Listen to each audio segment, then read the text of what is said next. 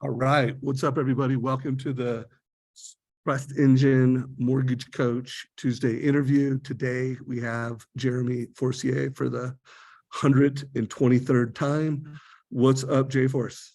What's happening, Mr. Savage? I don't know if it's been quite 124 or whatever number I said, but it's been a lot, bro. So first and foremost, just thank you for always being a leader that comes and jumps on a stage, and it just brings incredible value for everyone in the mortgage business. Thank you. Thanks, buddy. Thanks for having this amazing engine. Yeah, no, and it was awesome seeing you last week at the Modern Mortgage and Modern Real Estate Summit. That was a pretty epic event. What did you think of it? 10 out of 10.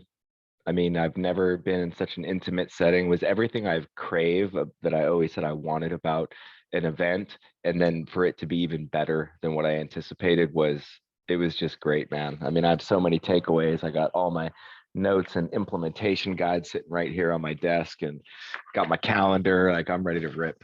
Yeah, no, it was pretty special. Shayla sent me a thank you video yesterday, and she just mentioned, the combination of these great speakers that knew they were going to be on a stage presenting to other industry leaders and great speakers, created energy. And then it's a tough market right now, which brings a certain amount of, gusto out of all of us. So it was very special. Great venue. Thank you for your role. I'm actually at Snowbird today. I'm at the Simple Nexus conference. So meeting lots of mortgage executives.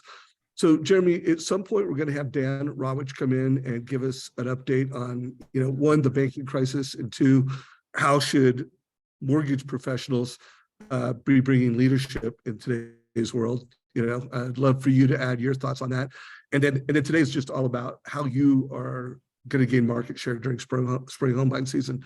Do you mind if we just start with Dan? And I would love to start with the fire-breathing dragon himself, Mr. Dan Rawitch. And just so you guys know, how I'm getting all of my deals right now is by having huge zits right on the side of my nose. That's just man.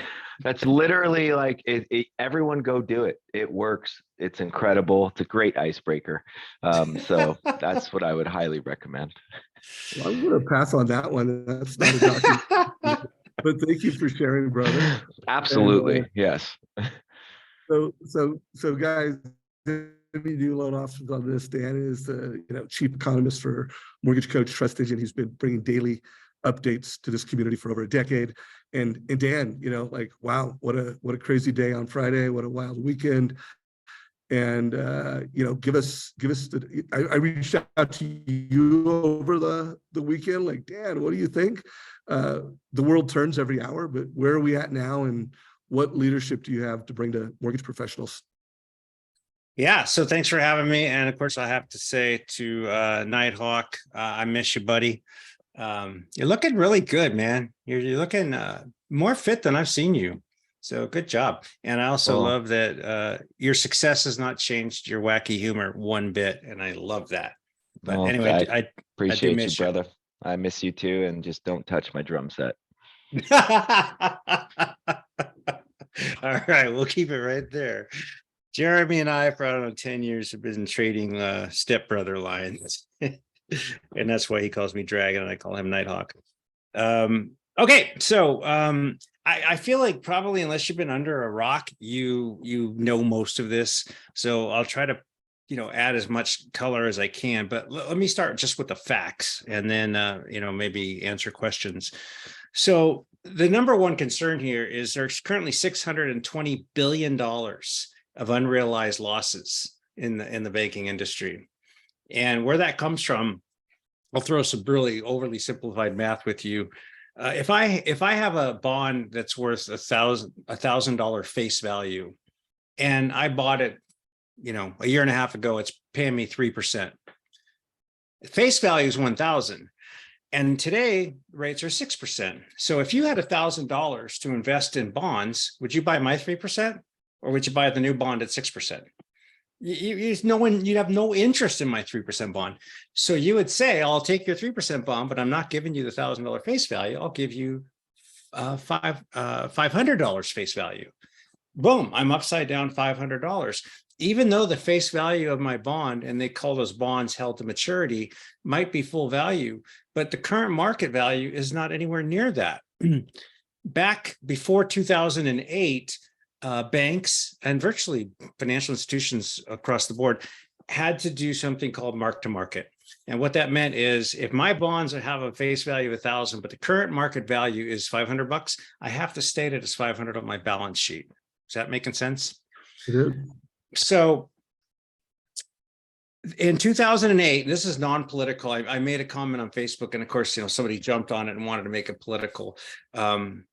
I have very strong political feelings, but I really do my best to keep them to myself. So I will say that Obama came in 2008, and maybe I'm not a fan. I don't know. I'm not going to tell you. But what he did, I would have done myself.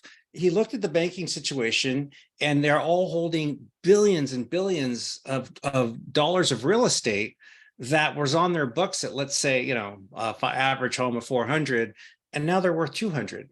The entire banking system was bankrupt because marking their assets to market, they were upside down. It's the same as the bonds are today, but back then it was homes. So Obama said, let's forget this mark to market thing. I don't think anybody believes homes are going to stay down this low. Ultimately, everybody's going to get healthy. So let's abolish it. Look, that wasn't a bad idea. Whether you like Obama or not, that was not a bad idea. I don't know that there was a better alternative at that time. So what is odd is that never went away. That law never changed. And so now it's come back to bite us. But again, I think the solution would have been to do away with mark to market, because right now, if we had mark to market, every bank would have collapsed. So Silicon Valley Bank happened to hold a whole bunch of bonds at much lower rates. I get a little frustrated with all these people, put them in jail, Like, did you look at their balance sheet? Could you tell me what they did wrong? Tell me where they broke the law. I might be missing it. The one point that one of my members made in the options trading group is, what about all those executives that sold their stock, 2 weeks before or 3 weeks before the bank went under? Well, look, that was within their legal rights also. And there's not an investor in the world, including myself, that didn't know, if you're paying attention, that they sold the stock. Why? Because they have to file a form. And when they file that form, it tells the world we're selling our stock. So anybody looking at the filings would have known there might be something up. There's a small question. There's something a public company has to file called an 8K. And it's kind of like, hey, things have really changed since my 10Q, which is the quarterly they finance. It's kind of like an interim statement that says we got problems. We're running out of cash. I don't know that they were at that point where they had to file an 8K. And if they had to file an 8K, then every bank should have filed an 8K. But that's the only question. Maybe they should have let people know more clearly there's a problem coming before they sold their stock. I don't know how that. I mean, I once got involved in a shareholder suit. I sold stock in a public company, and some months later, the stock dropped a lot. I didn't do anything wrong. I just didn't. But so maybe I'm a little defensive about the bank being attacked. So I think that's just a situation that happened. But what's weird about Silicon Valley Bank is that they have, so the Fed will insure deposits up to $250,000. The bank has $151 billion of uninsured deposits. What that means is all their deposits are really, really big fish. These are Silicon Valley sharks, that made a killing. These are the CEOs of the company that got money from Silicon Valley Bank to build their business. The money went back in. So the government really stopped a catastrophe over the weekend. I should say the Fed. And what that was is, if you really think about it, this is what bothered me. All of these companies that, and if you've run a company, you can understand how this feels. Even if it's a branch, the thought of not making payroll is nauseating. So these guys all woke up and said, holy crap, I cannot get to my money. I can't make payroll on the 15th because the bank was shut down. It was just like, boom, nobody can get their deposits. So the government stepped in and said, all right, you guys can I'm going to make all the deposits good. And in my opinion, that stopped a contagion that had already started. You saw 2 more banks fall right after the Silicon Valley Bank. And I think that Monday could have been the blackest Monday that we've ever seen. So on one hand, I'm going to compliment the Fed.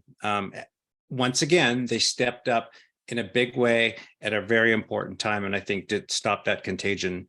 And what they ended up coming out of yesterday, I think, was a little bit of a nothing burger, and that's why this bond rally has not continued. I'm not saying it won't, but for the moment it's not.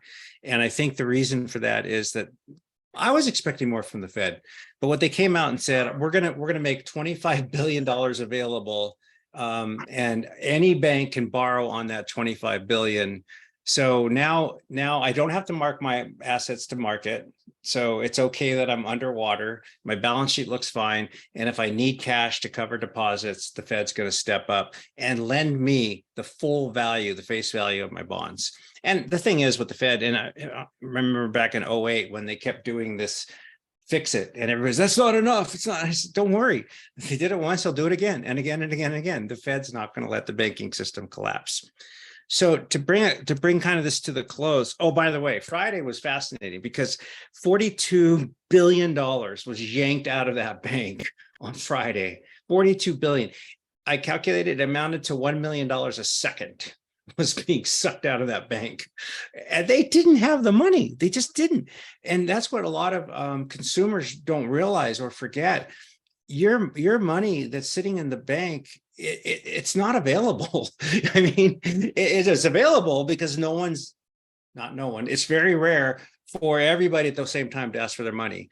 But a lot of that money was sitting in bonds that were underwater. And I will say the couple of weeks before, that bank did sell billions of dollars of bonds at a loss. So they did kind of see this coming. When they talked about it coming, that's what caused the run.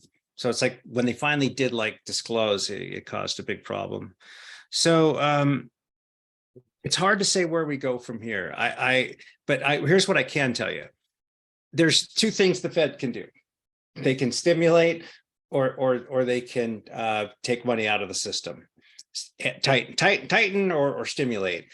And every single time, there really isn't a time in history that I've ever found that the Fed, once they start this rate raising cycle, they didn't raise the rates until something broke. That's like their benchmark. Okay, I broke it. Now I can stop raising rates. And it's really pathetic way to run a country. So they broke something. And whether I don't think it's enough or not, what they're doing, it is a form of stimulus. And that means the tightening is not going to continue because they've already shown a willingness to stimulate the system to protect the banking. Here's your choice: financial collapse of the entire nation and banking system, or inflation.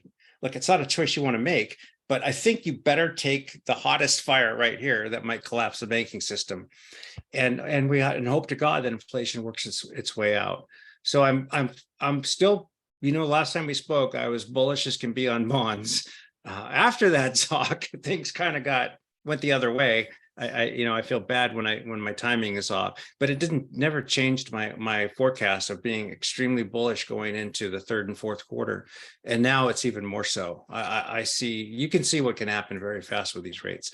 So I'm long-term bullish, midterm, short-term, just confused. So all I can do when I get to that point is go back to the charts, and the charts say, I don't want to throw a bunch of gibberish out, especially without pictures to back it up, but there's something called Fibonacci, and Fibonacci is what we use to calculate the next level of movement.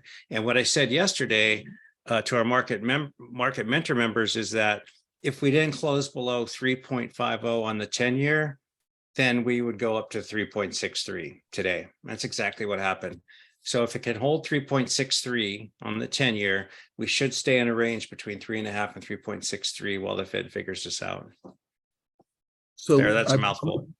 Yeah, no, thank you, Dan, for coming in last minute. And I promise to get you off within 15. Jeremy, any quick questions you want to end just before we get into how you're going to crush it this spring home buying season? Anything you want to ask or bring it to the call?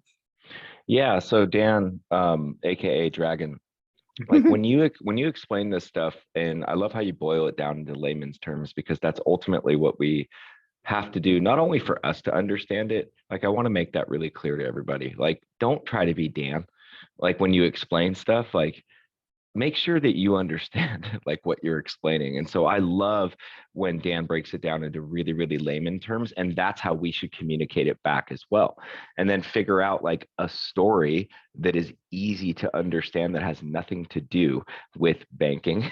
Yep. And that is the easiest way to make people understand. So my only question I have for you before you get off here, Mr. Dragon, is like, if you were to, in 2 sentences, have a script, for lack of a better word, an explanation to someone to alleviate some fear, right? Because really what I'm seeing from people is fear, right? Like and this goes market, all that stuff as well, but really it's like, hey, this is the SVB. I'm having clients who have no idea who SVB was until a week ago.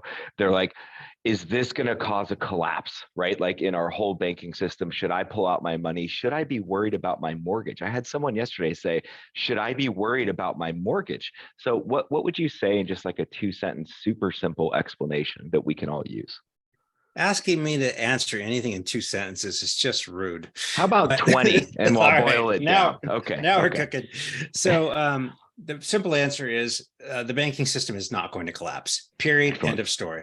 The Fed has proven 100 times that it will not let this country collapse. The problem is the Fed likes to take us right to the brink, but that's another day. There you go. That's an excellent answer. You did that in 2 sentences. Congratulations. I did it. Damn, I didn't think I could. Awesome, man. Well, that's exactly what I was looking for. And that is what I'm going to be telling everyone when I talk to them. Awesome. Before I go, we moved to NorCal. I don't know if you know that. So I've got to see you guys. We're up in like the middle of nowhere in a little town called Manton in the mountains, Cool. 30 miles from nothing. So, but yeah, we got to see you guys.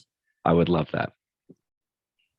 All right, Dan, thank you so much, brother. I appreciate you jumping on and bringing this clarity and good news. And it still sounds like you still see rates going down. It's just maybe not as fast. You know, it's going to take a little time to work it out, but by Q3, you still see lower rates. Yep, I do. Okay, thank you. Oh, one plug. My new Facebook group, Trade Like a Wall Street Pro. Join it. I think you'll like it. We're having fun. All right, guys. Awesome. Profitable place to be, guys. Make sure you follow Dan, his Market Mentor program, that program. Guys, check it out. We'll have links down below. Thank you, guys. See ya. See you later, bud. Bye. All right, Jay Force. So if there's anything you want to say to that, feel free, but let's get after it. You know, like it's I mean, it's the beginning of spring home buying season. You know, are you doing to get market share? If there's anything you want to add to how you're educating or leveraging this bank crisis to have conversations with people. If I know you, there's some way that you're playing off of it to bring value, but tell me what's up.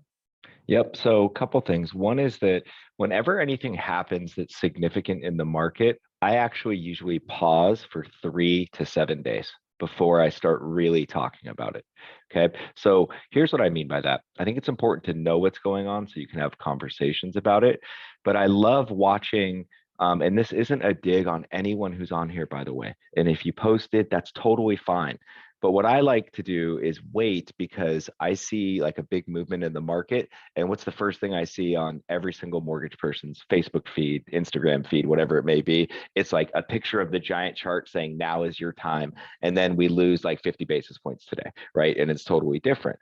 Like whenever there's gigantic movements in the market, what I like to communicate with my customers about is that, hey, yes, this movement did happen, but what that really means is it's going to be extremely volatile over the next few days. And we should wait until it settles in, because lenders aren't going to adjust pricing that fast in real time, because they know it's going to be extremely volatile as well. So I think reassuring individuals, what Dan said is what I've been telling people. So it was nice to hear over the last few days, is that this banking system isn't going anywhere. Guess why, Dave? Because it's our banking system. Like it literally, that's our system. That is our banking system. It's not going to disappear overnight. And if it does, we're all in way more trouble than we could ever imagine or think of. So I'd say number one is that as you get like really volatile, critical information that comes out that is scary, you have to take a pause. get educated on it, so you can have great conversations. And then after a few days, then disseminate that information out, whether it's via email, a video. Like I made a video yesterday that is now on my auto reply today, just about the opportunity right now. Like, hey, check out this video I made about the opportunity, walking you through some slides on what's happening with inflation and how it's lagging and how things are actually way better than it seems. And we don't want you to miss this opportunity before things heat up and prices move up. Check it out. If you have any questions, let me know. So I sent out that text video as well to 91 agents who I closed business with over the last 18 months. And the feedback was off the charts. I mean, the feedback was off the charts, landed some newer appointments with people who I randomly did a transaction with who are whales. I define a whale as anyone who is doing over $20 million of closed transactions as a realtor in my business. And these little things that you can do right now are really going to make a huge difference. So pause on crazy volatile information just for a few days, then you're going to have better perspective, be educated on it so you can have those conversations and alleviate some individuals' fears when you're talking to them, and then keep running your business as usual. Like take advantage of the opportunities that are coming your way and show people hope. People need hope. Right? Hope's a terrible business plan, I agree, but hope is a necessity emotion for people that are facing some fear or challenges in their life, especially when it comes to finances, right? So let me give you another example, Dave. I read early this morning that Meta is going to lay off 10,000 people, right? Like in their new round of layoffs. Guess what? If I'm reading that, so is everyone else. People are going to be freaked out by that. They're like, oh my gosh, Facebook's laying off 10,000 people. Like, what's going on in the economy? What's going to happen to my job? They might be a pipe fitter and they could read that and still feel that same type of fear because the number is so large on a headline level. But when you really dig back at it, it's just an easy explanation of economies of scale. And most positions that are being eliminated are just unnecessary, and that they don't have to worry that it's going to trickle down to their job next week just because Meta is making a big change in the economy. So when there's all types of these fears, you have to arm yourself with the correct information and be calm and concise. And you also need to be able to have these type of conversations with your agents as well, because they're coming into contact with tons of people in open houses right now. Okay, so I want to start here. On Sunday, I have a text string with an agent who I do business with who was texting me updates from his open house on conversations that he was overhearing from people. Keep in mind, these are people that are in a $1.3 million open house home looking at the house to maybe buy.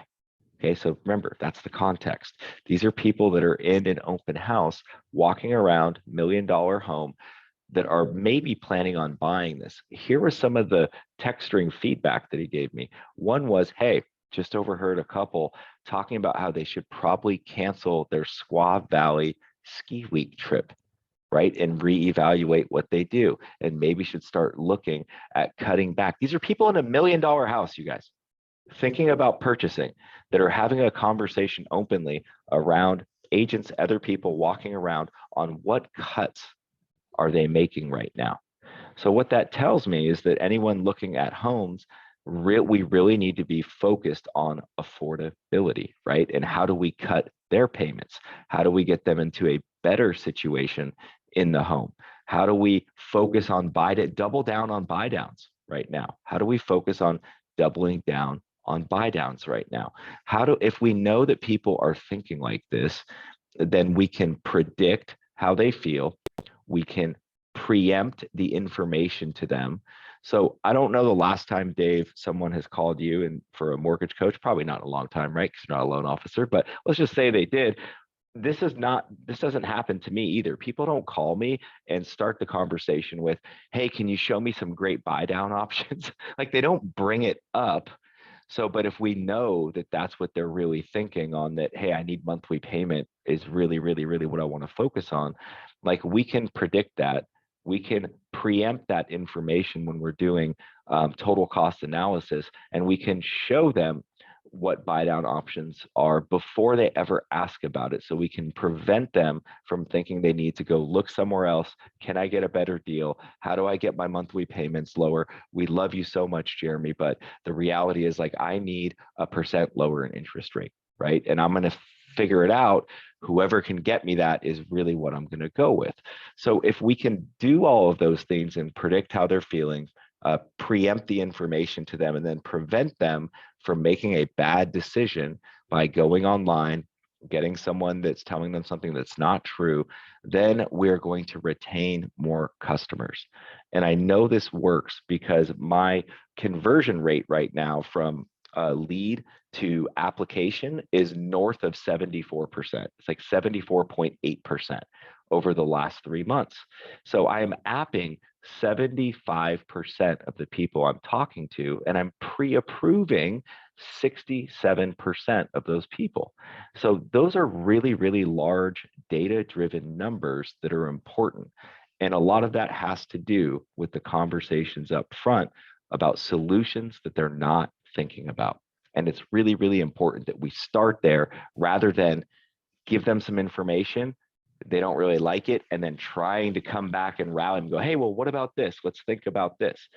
Start with the end in mind, right? Start with, we know that this is what's happening in the market. We know this is the mind frame of all the people we're coming into interaction with. Start there first, and I think you're going to see your conversion go way up.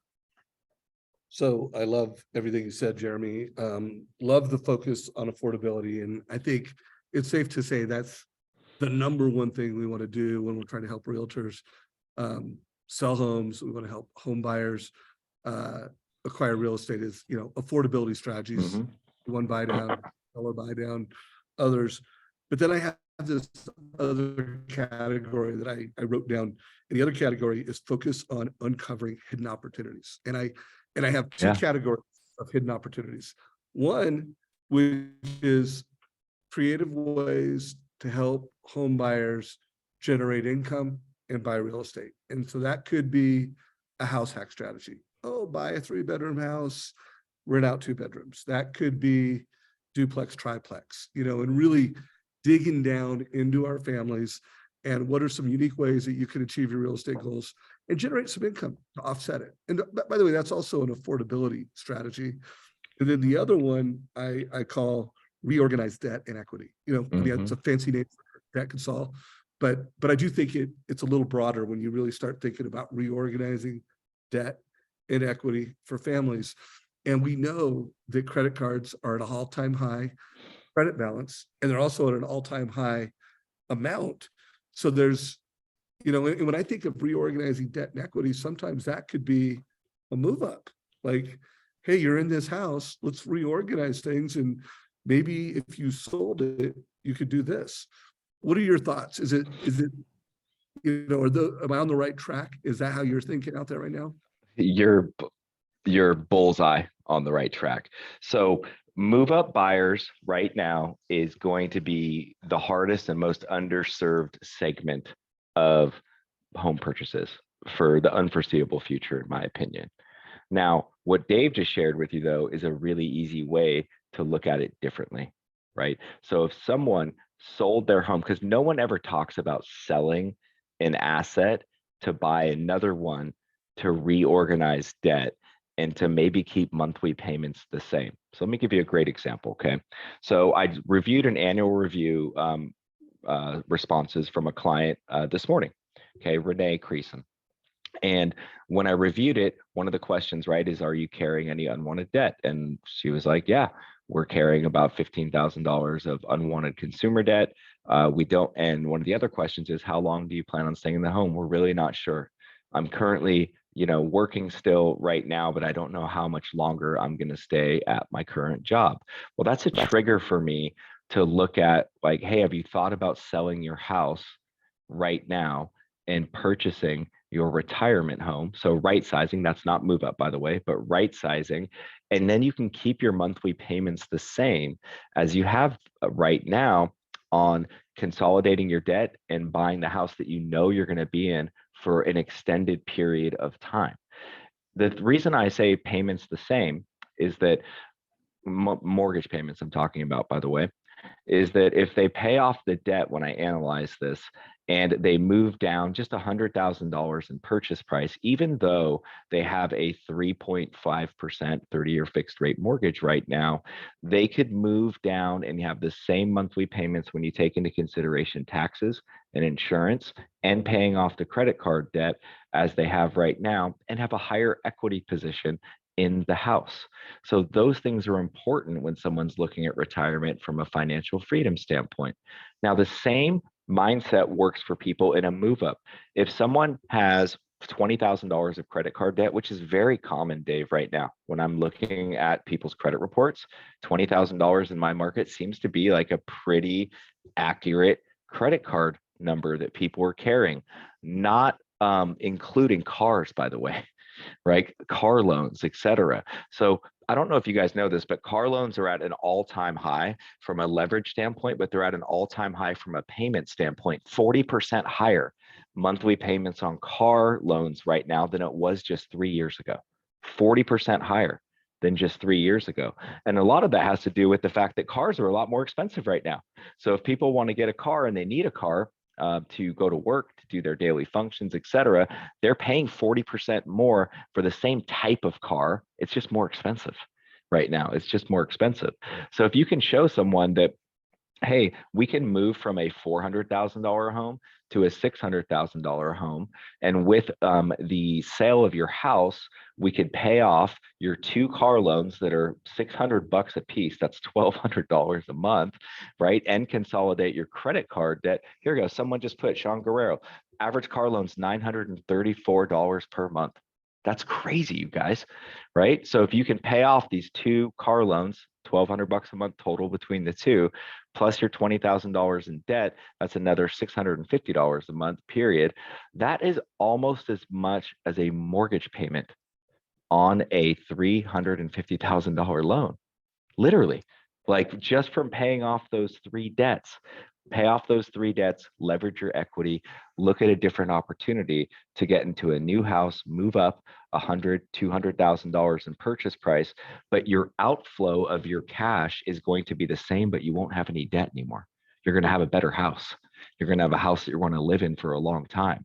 Those are very creative ways to differentiate yourself that you are a financial mortgage expert. You are a mortgage advisor. And what advisors do differently than coaches is advisors tell people what to do. Okay. Like a coach, right, gives people suggestions. Right. And so we talk about being an advisor a lot of the time. And when you are going to be an advisor, you're going to strongly tell people what your opinion is to get them to think differently. So start thinking more like an advisor and start looking at people's debts just for fun in your LOS. Click, well, what if we paid off these 2 car payments and they were to sell their house and buy a new home that is 25% more than what they currently owe? I think you'll be shocked as to what the payments will be. Take the rate out of it, focus on the payments and what they're going to get, an asset, a house, which, by the way, is also going to move up in value. If you believe that something is going to appreciate 3% per year and they have a $400,000 home right now, okay, cool. That's 12 grand over the next year that it could potentially move up. Well, I'm showing you how to get your payments the same by a $600,000 asset that is now going to be worth $18,000 more, right, over the next year, and increasing their financial awareness and financial fitness. So I want you guys to write down the last thing that he said. You need to increase borrowers' financial fitness, like at the end of the day, so that they're achieving their goals. And America is not, $20,000 of consumer debt with, a car loan or 2. That's not fit. And in many cases, you can reorganize the equity in the debt. Sometimes they can move up and improve the lifestyle. Sometimes they can move down. Sometimes it's just moving sideways. It's, not the neighborhood they want, but when you meet with consumers, first of all, if you're not doing annual reviews, guys, there's never been a better time to build clients for life than right now, when people are confused, uncertain, and you're just reaching out to say, hey, I'm here to help you make sure that you're achieving financial freedom. And I don't care whether you call it an advisor, a coach. Personally, I have a different view of a coach. I always, and the reason I named it MortgageCoach is because one, coaches don't just advise, they like stay on you. Like I wanted to be like, hey, I'm going to give you a suggestion and then I'm going to stay on you and do an annual review, do quarterly reviews, and I'm going to push you to achieve, whatever you told me your goals were. So I'm loving this. So Jeremy, big takeaway, I think where people are at right now is this is a year where you need to be an advisor coach to your clients. It's more important than ever. Remember, everybody, if you have questions, put your questions down below. Jeremy, anything else you're doing right now to prepare mentally and the actions you're taking for spring home buying season? Yeah, so for me, it's really just trying to capture more market share.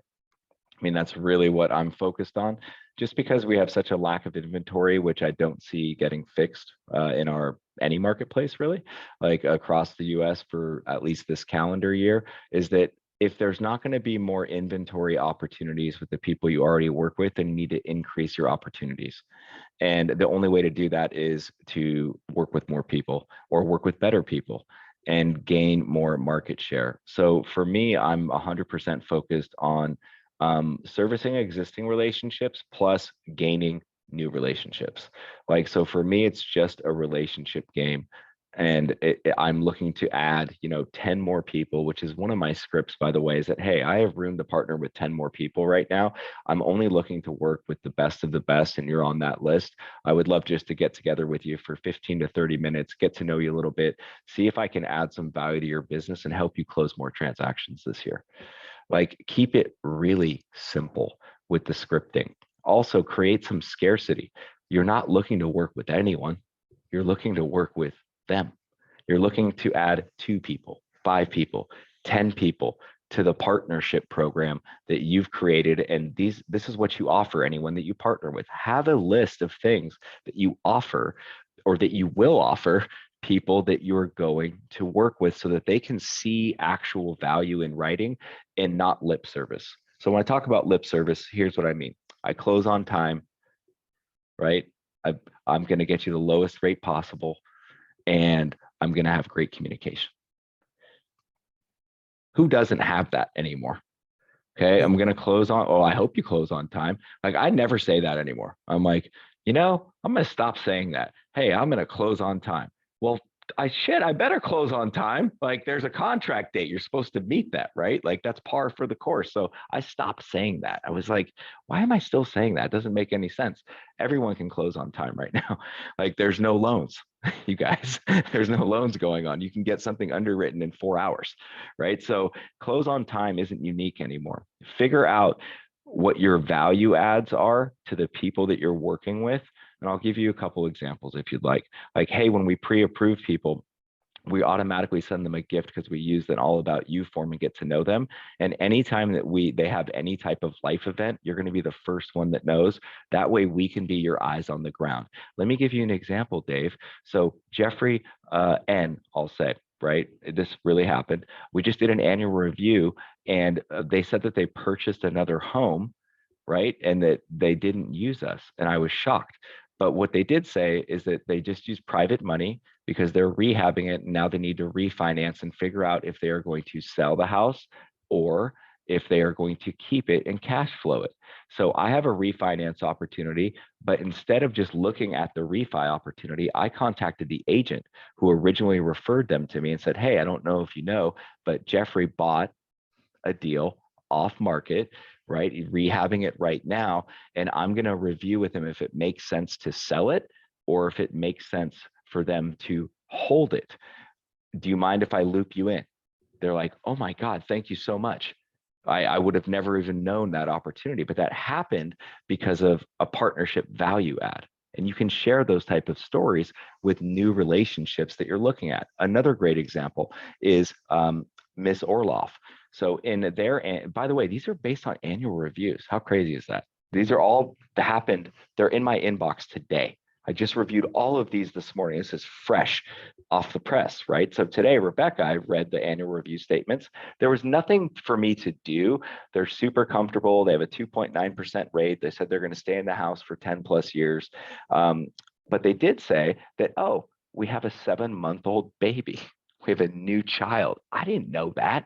I didn't know that they had a new baby, but now they get a gift from myself and the realtor that referred it to me for congratulating them on the new baby girl, right? So be part of the solution of staying in front of clients for your partners and be able to communicate that to them so that you can add more value to their business. And then you are not having to pay $10,000 a month in Zillow to get leads because you are just spending $15 on a baby blanket and it's coming from you plus the other person, which makes them look great. Love those ideas. How are you, integrating Mortgage Coach and the fact that you're delivering more than a fee worksheet in this market? Like how is that getting integrated into gaining market share with realtors?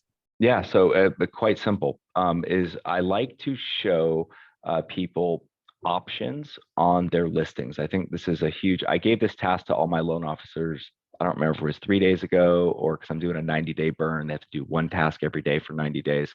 And one of them just over the last few days was, hey, I want you to go in and I want you to find 3 to 5 listings, right, that are on the market, new to market. And I want you to create a Mortgage Coach video for their listing that shows them, here are a couple different options. This is different than an open house flyer, right? This is different than, hey, if you put 25% down, 10% down. I'm having them do a presentation that says, hey, I wanted to show you a couple different options that are available to consumers. One of those, so one's a regular loan. One was a buy down if the seller was able to contribute a credit to see what it does to make it attractive. But the third one is where it gets a little sticky. Okay, the third one is, hey, our company is currently offering a 1.0 buy down that your seller doesn't have to participate in, right? So if you wanted to introduce us or market this as part of your listing, that you are offering, special financing, 1% interest rate under market, right? If they use Jeremy Forcier, Cross Country Mortgage, I'd be more than happy to have that conversation. So that is gaining traction right now as well in helping individuals using Mortgage Coach and showing them in a video of this is what can be done. And I will tell you that it's working. It is working. I'm getting more appointments from it. People are like, oh my God, this is fantastic. Thank you so much. The least they're going to do is say thank you. Right? And when someone says thank you, that's an opportunity to get an appointment. So showing people options, showing them what you can do, but also showing them something that's different, right, about you, and to feel free to share this with your seller, feel free to share this with anyone who comes through an open house or that's interested. I'm more than happy to have a conversation with them, whether they use me or not. The worst thing that can happen, this is a lower the bar script, just so you know, it's how you end in a cold email Mortgage Coach, is that the lower the bar is that, hey, the worst thing that could happen is they're going to be super educated and they're going to make a great decision regardless of who they use, even if it's not me, right? So come from a place of service that way right now. So, and I love that idea, Jeremy. Any reason why you're putting the seller as number 2 and the company funded buy down is number 3? Is there any reason why it's the other way around? Yeah, that is great, because I want the last thing they hear is to talk about what is unique about what I can do. Okay, that's why.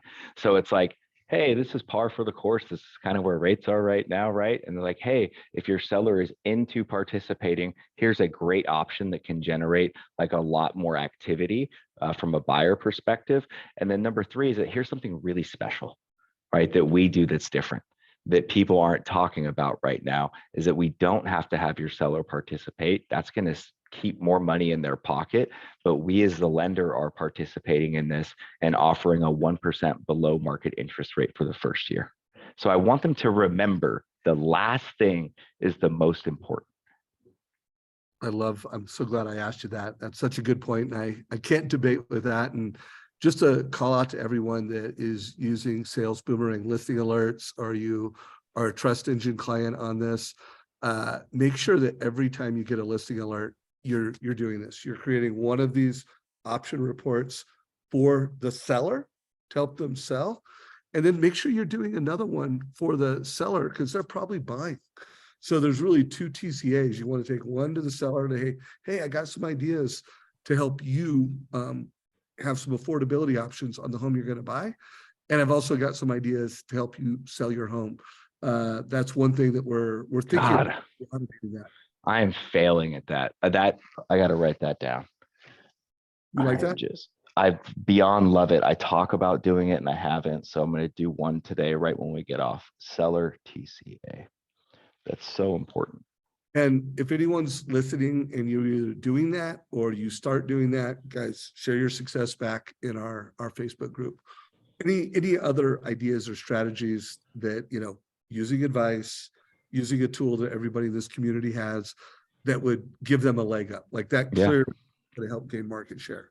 Mm-hmm. So one item that I want to go over, and then I have some TCAs that I'm happy to share and walk through as well that are recent that I've done in the last 48 hours. Okay. So one thing that is a huge missed opportunity, I was on a leadership call this morning with my company. There's a group of about 15 of us ish that are on this call, once a month with our owner, et cetera. And one thing that was alarming to me is that on the retention side of things, so call it consumer direct, call it client retention for yourself, it's the same thing, right? It's the same thing, is that in the last 30 days, our corporate office has done over 300 cash out refis with people that have rates that were 4, 3.5, 2.9. They've restructured. And I think I have had a self-limiting belief on this, that those loans don't make sense, even though I know you can make sense of it. But people are doing cash out. 300 loans were done last month of people that are doing cash out refis, consolidating debt, running car loans in, pulling money out for different, whether it's a different purchase, whatever it may be. And I think that's a huge missed opportunity that we have right now, is really digging in to the cash out refi. Now, it might be 1 out of 15 people in your database, but it is there. And we can't make the assumption, like the 4 agreement says, never make assumptions. We can't make the assumption that they have a 3% rate. There's really nothing to go over on a cash out option. So with hearing that information this morning, what I want to start doing, and I'm committing to publicly because I love pressure, is that I'm going to start doing as part of my annual review. If someone says they have debt, period, I am going to automatically do a cash out refinance scenario just to show them what it looks like, whether it makes sense or not, and let them make the decision on what is going to make the most sense for them. I'm doing HELOCs. I get an all-time high right now as well. So don't overlook the cash out refinance opportunity. I will also say that if you have Sales Boomerang, make sure you're using it. If you have any type of alert feature, please make sure you're using it. Loan officers within my branch and at our company, 48% of them don't even log in and click the alert. They don't even look at it, literally. Like, you have all this data sitting right in front of you. And I will tell you, Rocket Loan does it the best. They retain like 90% of their portfolio customers, and they probably call them every 3 hours, okay, for 4 days in a row until they get them engaged, until they get them engaged. So don't sleep on your alerts. They're there for a reason. They are doing something. You just have to figure out what it is. Don't say that, oh, yeah, I don't know. Maybe they had to get a lease for their college kid. Don't make assumptions. Reach out right away. See what they're doing. See if you can help them.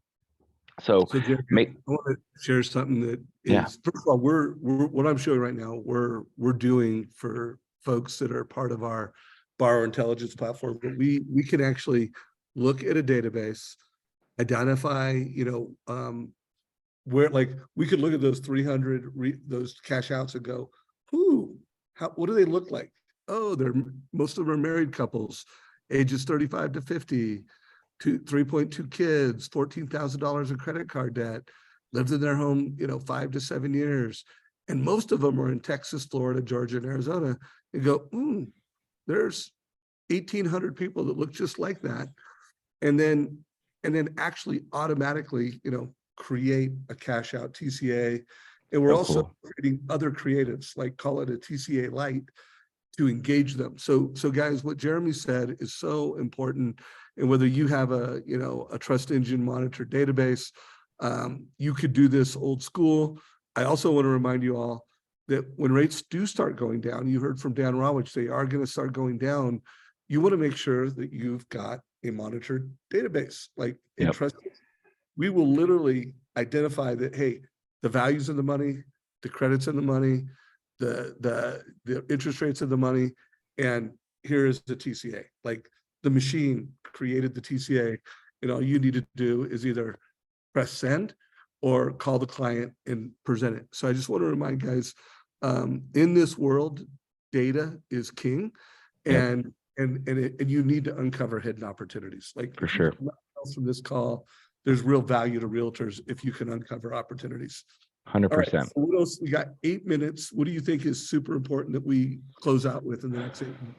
Well, I'm going to review something that's old but new. And so the reason I call it old but new is that I've gone over these strategies a number of times in here, but I still get this question emailed to me a lot.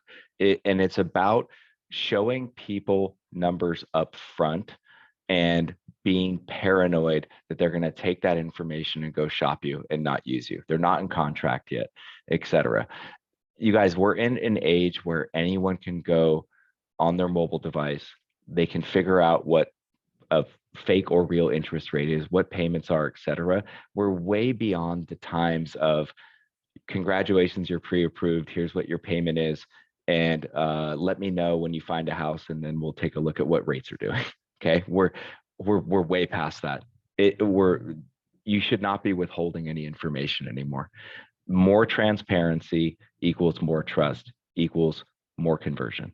Okay, so what do you do in a volatile market where interest rates are changing all the time, and how do you show people what that looks like without increasing the percentage of people that are going to take that and go shop at XYZ Bank? Okay, so here I'm going to share my screen and give you an example. Okay, so this is an individual, and of course, yes, I do have a video. It's down here. I just moved it. That way you guys don't have to see my face on it. And as you can see here, this is someone who is pre-approved for an $800,000 purchase with a $650,000 loan amount. And all I'm ever doing here is I'm showing a range of interest rates, a 1% range. So this is mandatory for all of your pre-approved clients to show an interest rate range, right? So in this range, they can see I started at 6.95, then I went to 6.45, and then I went to 5.95%, all with the same cash to close, right? All with the same cash to close. And then it just shows the difference in monthly payments. So the reason why this is so important is because you have influence in the video, right? That's right here.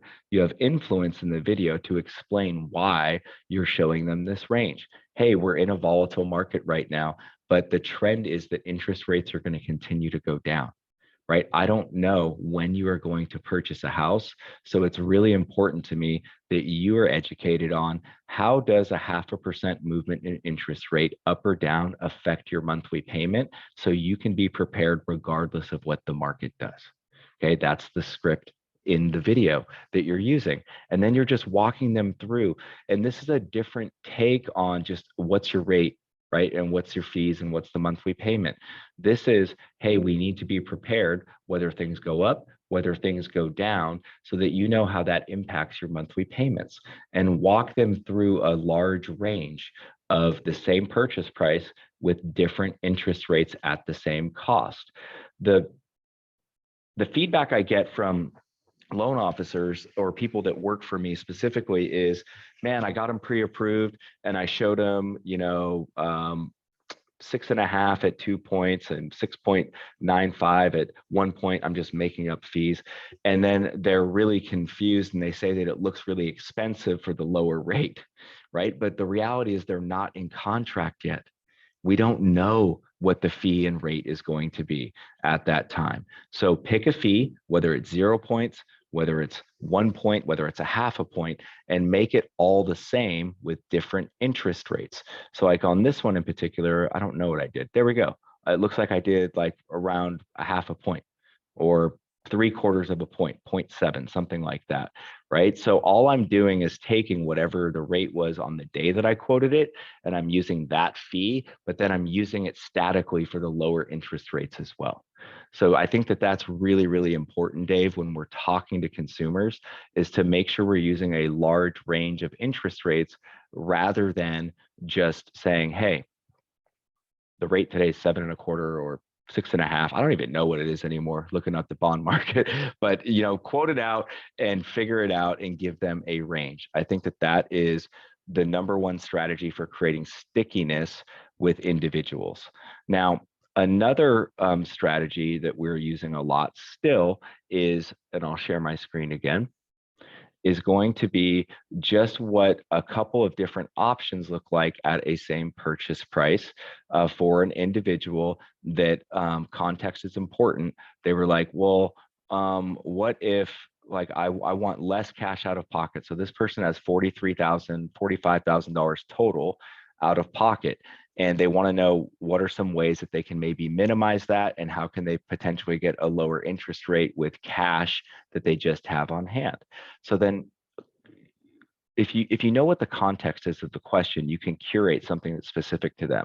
So in this option, this is like a $415,000 purchase. Here's one option with no credit.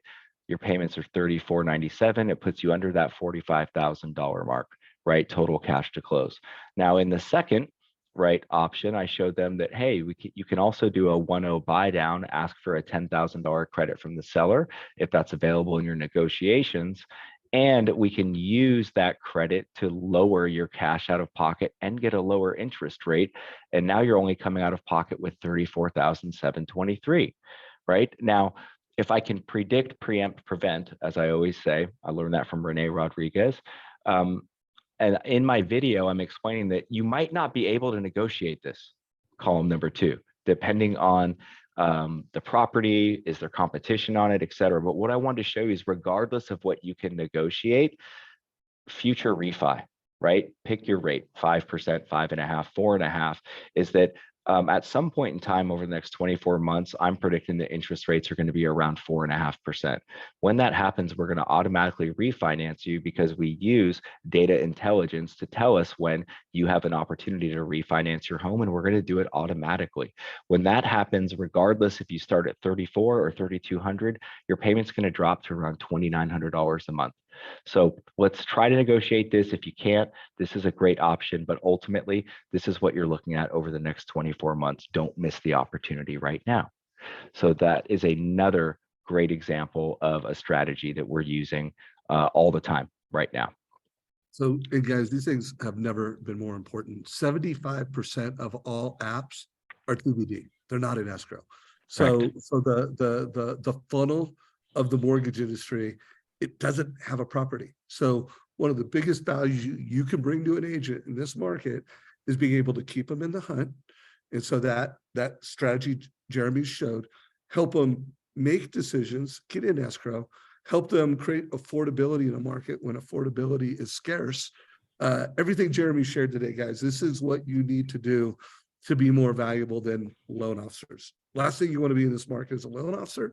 You want to be a mortgage coach. You want to be a mortgage advisor. You want to be a data-driven mortgage advisor. And if you do that, guys, you're going to gain market share. Still going to be rough. Jeremy and I are going to be doing a call, and I know Jeremy's going to like the title of this. It's a webinar with Jungo, and it's going to be called "The Market Won't Save You. You Have to Save Yourself," guys. Amen. And I got that from Jeremy. It was when we were prepping for this call via text, and I decided to title our Jungo webinar around that. Guys, that's what time it is. If you want to save yourself, don't hope for lower interest rates. Hope that you can be a better advisor that can help people optimize equity in debt in a ways that helps them achieve financial freedom, in a way that helps them build wealth with real estate. Dude, as always, you rock. Any closing thoughts? Yeah, my closing thoughts would just be extreme transparency. So here's what I mean by that. I don't want any of you watching this to think that I'm doing great right now. I am unbelievably frustrated with my results, right? I am not frustrated with my activity, and that's been my saving grace. So get really active. Like, my results are pitiful compared to what I want them to be. I can't, unfortunately, control that in this very moment. And it's hard. And I think it's going to continue to be extremely hard throughout this year. And if we know that things are going to be hard, it's easier to deal with. So I know it's hard. I know that it's frustrating out there. I know that it's hyper competitive because you have people just trying to do anything they can and be desperate to get a loan in. Just think that you're doubling down right now on your craft, on your value to other people, and keep delivering that. You will create unstoppable momentum. So I get that it's hard. It's hard for me. You know, money's tight, marketing's tight, resources are down, but the best resource that you have is yourself. So don't forget that your best resource is yourself, how you think, how you take care of people, how you show people you care, and how you give them options to help them build wealth over time. People will not forget that. So just know that it's hard, and that's okay. Let's work through it. Let's all put our heads down and think about it like this. 2 years from now, you're going to look back and you're not going to remember how hard it was. Like, I don't remember how hard it was in 2010 for me. Like, I don't remember, unless I have to really think about it. I don't remember how hard it was at the beginning of COVID anymore, because then we went on this crazy run, right? Like, just think about, if it's not going to matter in 1 year or 2 years from now, why would I give it the emotional weight that maybe it feels like in this moment, and just get busy being active? Dude, such a powerful call, brother. I'm grateful for you. Guys, if you're not already, little fist bump. If you're not already, make sure you follow the Mortgage Coach Facebook group, Netflix for loan officers. Also follow our new YouTube channel, Trust Engine YouTube channel, which is Modern Leadership for Lenders. We killed it. You killed it. Hey, make sure you send those links over to Paul and I, so we can get those underneath. If you're watching this on YouTube, all the links and TCAs Jeremy shared will be down below. Take care, everybody. Take care.